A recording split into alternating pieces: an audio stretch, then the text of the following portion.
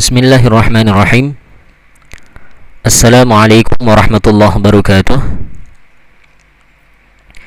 Innal hamdalillah nahmaduhu wa nasta'inuhu wa nastaghfiruh wa na'udzu billahi min shururi anfusina wa min sayyiati a'malina. May yahdihillahu fala mudilla lahu wa may yudlil fala hadiya lahu. Wa ashhadu an la ilaha illallah wahdahu la syarika lahu wa ashhadu anna Muhammadan abduhu wa rasuluh sallallahu alaihi wa ala alihi wa ashabihi wa man tabi'ahum bi ihsanin ila yaumil qiyamah, amma ba'd. Ayyuhat talaba rahimani wa rahimakumullah.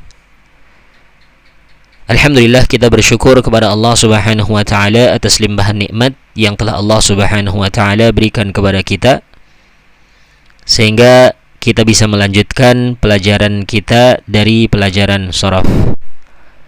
Kalau di pertemuan sebelumnya kita telah membahas tentang fi'il, maka sekarang kita akan membahas tentang isim. Al-ismu min haitsu qawaidis shorof. Isim ditinjau dari kaidah shorof. Ini akan kita bahas pada pertemuan-pertemuan sekarang dan beberapa pertemuan ke depan, khusus membahas tentang masalah isim.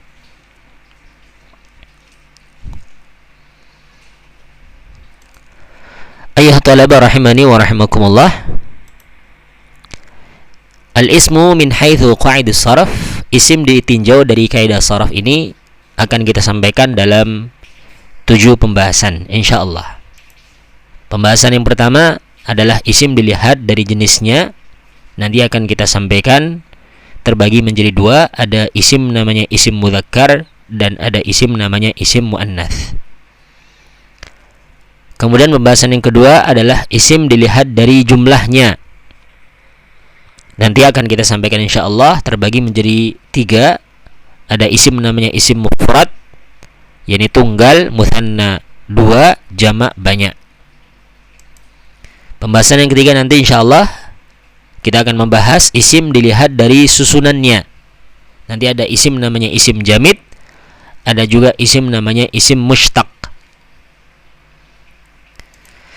Kemudian yang keempat, isim dilihat dari bangunannya. Ada isim sahihul akhir dan ada ghairu sahihul akhir. Pembahasan yang kelima, isim dilihat dari penentuannya. Nanti terbagi menjadi 2, yakni ada isim nakirah dan ada isim ma'rifah. Kemudian yang keenam, isim dilihat dari tasghirnya. Dan pembahasan yang ketujuh insyaallah adalah pembahasan yang berkaitan dengan isim dilihat dari penisbatannya. Langsung saja kita masuk di pembahasan yang pertama dari pembahasan isim, yakni al-ismu bin nadhari ila naw'ihi. Isim dilihat dari jenisnya. Ada 3 ataukah ada 2 ya? Yang pertama isim mudzakkar dan yang kedua adalah isim muannats. Langsung kita akan bahas satu persatu dari isim tersebut. Yang pertama adalah isim mudzakkar. Apa itu isim mudzakkar?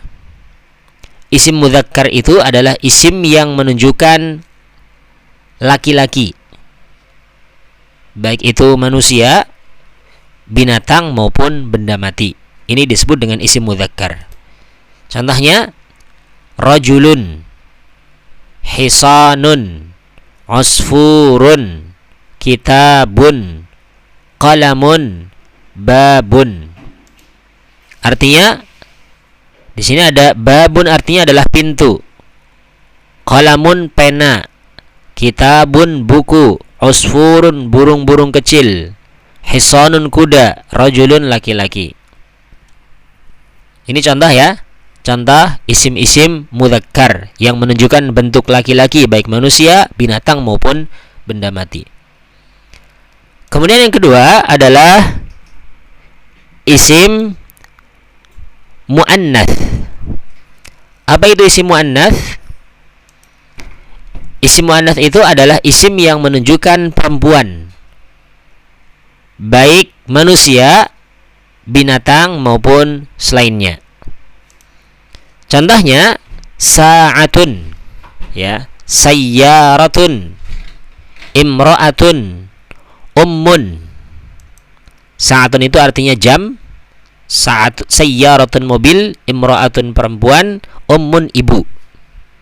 Ini contoh semuanya adalah bentuk-bentuk isim muannats.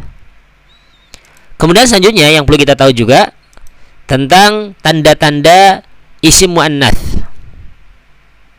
Ya, tanda-tanda isim muannats. Di antara tandanya yang pertama adalah adanya tak ta'nits. Tak ta'nits adalah tak yang menunjukkan perempuan ataukah bentuknya itu tak marbutah, tak yang bulat di akhir suatu kata. Misalkan contohnya daulatun, daulah, negara. Faidatun, faidah, ya. Hadiqatun, kebun. Fatimatu, nama seorang perempuan ada namanya Fatimah. Ini tanda yang pertama. Kemudian tanda yang kedua, adanya alif ta'nits maksurah. Adanya alif ta'nits maksurah, yakni alif bengkok di akhir suatu kata. Contohnya jau'a, ini lapar. Sughra, kecil. Kubra, besar. Kasla, malas. Ini namanya alif ta'nits maksurah, alif bengkok yang ada di akhir kata. Biasanya seperti itu disebut dengan alif bengkok, ya, alif maksurah namanya. Tanda yang kedua, ya. Kemudian tanda yang ketiga, adanya alif ta'nits mamdudah. Kalau tadi maksurah seperti ini bentuknya, ya, jau'a, sughra, kubra, kasla. Sekarang adanya alif ta'nits mamdudah. Bagaimana bentuknya? Contohnya adalah yakni aura, ya. Contohnya adalah Asyura, Hamra, Sahra, Asyura, dan seterusnya itu. Ini contoh alif ta'nits mamdudah. Kita lanjutkan di pembahasan yang lain, yakni kalau tadi isim dilihat dari jenisnya, ya, ada mudzakkar, ada muannats, maka selanjutnya adalah isim dilihat dari jumlahnya. Ini terbagi menjadi 3. Yang pertama isim mufrad, yang kedua isim mutsanna, yang ketiga adalah isim jamak. Ya. Kita akan bahas satu persatu dari isim dilihat dari jumlahnya ini. Yang pertama kita akan bahas isim mufrad. Apa itu isim mufrad?